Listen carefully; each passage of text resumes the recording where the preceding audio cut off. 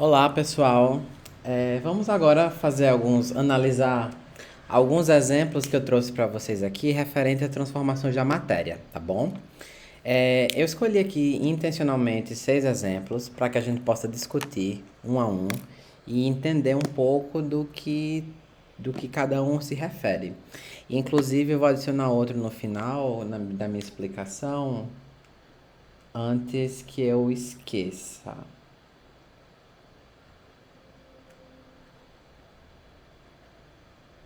Pronto. Agora temos 7 exemplos. O primeiro exemplo que a gente tem aqui é rasgar uma folha de papel ao meio. Antes de começar, é interessante lembrar que a gente viu que as transformações elas podem ser de dois tipos. Ou elas vão ser química, ou elas vão ser de natureza física. A gente viu que numa transformação química, a gente vai ter a formação de novas substâncias e alteração nas propriedades. E uma das evidências que a gente vai ter de transformação química é a mudança nas propriedades. Quando a gente fala mudança de propriedades, a gente entende que a gente está falando de características específicas daquele material, daquela substância que está sendo transformada. E quando isso acontece, a gente está tendo a formação de novas substâncias, certo? Dando sequência aqui, a gente viu que na transformação física, a gente não tem alteração na composição dos materiais, a gente não vai ter mudança nas propriedades e, consequentemente, não há formação de novas substâncias. Então, de forma geral, se a gente fosse resumir, a gente colocaria que na transformação química a gente vai ter formação de novas substâncias e na transformação física não há formação de novas substâncias, certo? Só um resumo breve. Lembrando que quando há formação de novas substâncias, a gente vai ter mudança nas propriedades. Quando não há formação de novas substâncias, não há não há mudança nas propriedades. É importante lembrar que a gente está falando de um fenômeno aqui referente ao que a gente consegue visualizar a olho nu.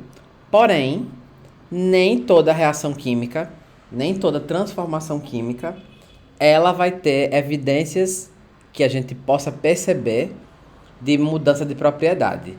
Existem algumas transformações químicas que a gente não consegue visualizar a olho nu as evidências de que ocorreu uma transformação química e em alguns dos exemplos que eu coloquei hoje aqui, a gente vai discutir, tá bom? Vamos começar pelo primeiro aqui. Rasgar uma folha de papel ao meio. Quando a gente rasga uma folha de papel ao meio, a gente só está diminuindo o papel a pedaços menores, certo? Com isso, a gente não vai ter mudança na cor, a gente não vai ter mudança na textura do papel, a gente não vai ter mudança em nenhuma das propriedades do papel, o que significa dizer que foi apenas uma mudança na aparência. Contudo, a aparência conservou algumas características do papel, como a sua coloração e sua textura, por exemplo. Então, nesse caso aqui, essa primeira transformação é um exemplo de transformação física, ok? Apodrecimento de frutas. Quando uma fruta ela entra em estado de apodrecimento, a gente vai ter que o seu sabor muda, o seu cheiro muda. Isso são evidências, eu vou até colocar essa palavra aqui em cima. Evidências de que uma transformação está acontecendo. Quando a gente fala de evidências, a gente está falando de confirmações de que algo está acontecendo. Como, por exemplo, imagina você tá na praia e você vê pegadas no chão, na areia. Se você vê pegadas no chão, supõe que alguém passou por ali. As pegadas são a evidência, são a prova de que alguém caminhou por aquela área, tá? E no caso do apodrecimento das frutas, a mudança no sabor, no cheiro e muitas vezes também na cor do alimento é uma evidência de que uma transformação, que no caso aqui é química, está acontecendo, certo? Próximo exemplo, queima da gasolina.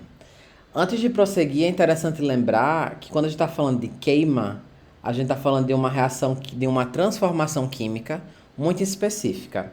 Eu acho que vocês perceberam que eu estou falando ao mesmo tempo transformação e reação química ao mesmo tempo. Então, eu só vou fazer um parênteses aqui breve para lembrar vocês o seguinte: quando a gente fala de reação química, é a mesma coisa que a gente está falando de transformação, ok? São sinônimos, são palavras que têm o mesmo sentido, tudo bem? Mas vamos seguir tentando falar transformação. Vamos ver. Bem, a queima é uma reação específica, uma transformação específica, que vocês já devem ter estudado em algum momento do ensino fundamental, chamada de combustão. E para que tenha combustão, é preciso que tenha... Deixa eu pegar outra cor aqui. É preciso que tenha um combustível e um comburente, que geralmente é o gás oxigênio. Caso vocês lembrem, no ensino fundamental tem um experimento que é feito em que coloca uma vela dentro de um copo e quando cobre a vela com o copo, a chama apaga. E isso acontece pela ausência de oxigênio suficiente para fazer com que a queima ela se sustente. Dando sequência, né? A gente tem que quando a gasolina ela é queimada, no motor, no escapamento de um carro, é liberado fumaça e alguns vapores de água, porque é o produto de uma reação de combustão. Pelo menos combustão de compostos exclusivamente de carbono, que é o caso da gasolina, que tem fórmula química C8H18. É o que a gente vai chamar de hidrocarboneto, certo? Isso a gente estuda no terceiro ano, tá? Então, toda vez que um hidrocarboneto ele é queimado, sofre combustão, vai reagir com oxigênio e liberar dois produtos específicos.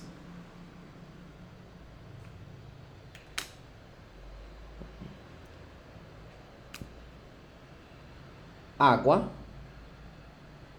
e gás carbônico, tá bom? Então, como vocês observam por essa descrição que eu fiz aqui, a gente está tendo a transformação de duas substâncias, no caso o combustível, que nesse caso é a gasolina, que reage com o oxigênio e produz água e gás carbônico, tá?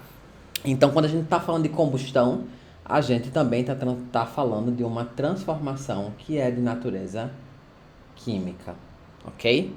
Então, quando a gente se refere à combustão, a gente está falando de uma reação de queima que acontece com oxigênio e geralmente produz água e gás carbônico, certo?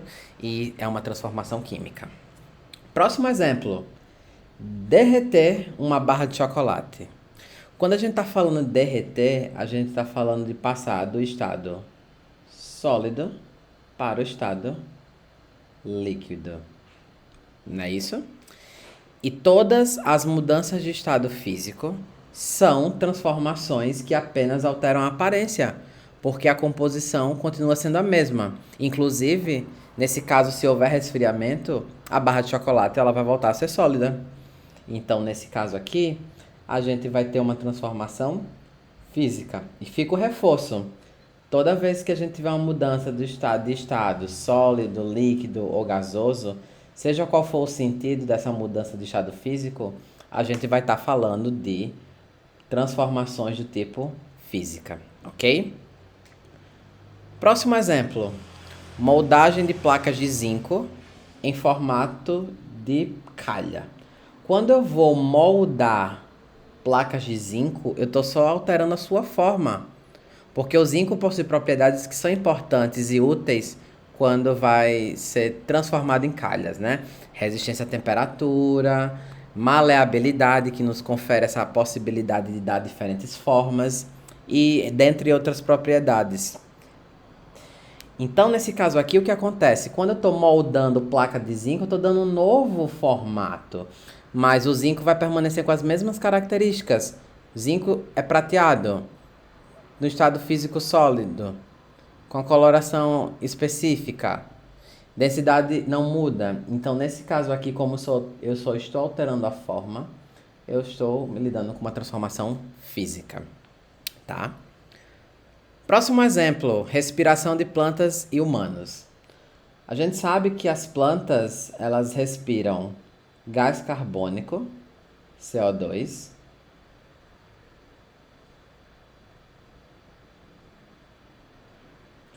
e liberam oxigênio. Enquanto os seres humanos, eles precisam de oxigênio, gás oxigênio, O2, não é só oxigênio, é gás oxigênio. E nesse processo de respiração libera gás carbônico.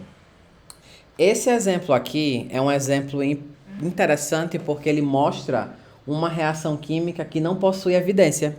Porque quando a gente respira, assim como as plantas, né, a gente não consegue perceber a conversão desse gás nesse gás. A gente não consegue ver, porque ambos são incolores, ambos não possuem cheiro, ambos não possuem sabor, né?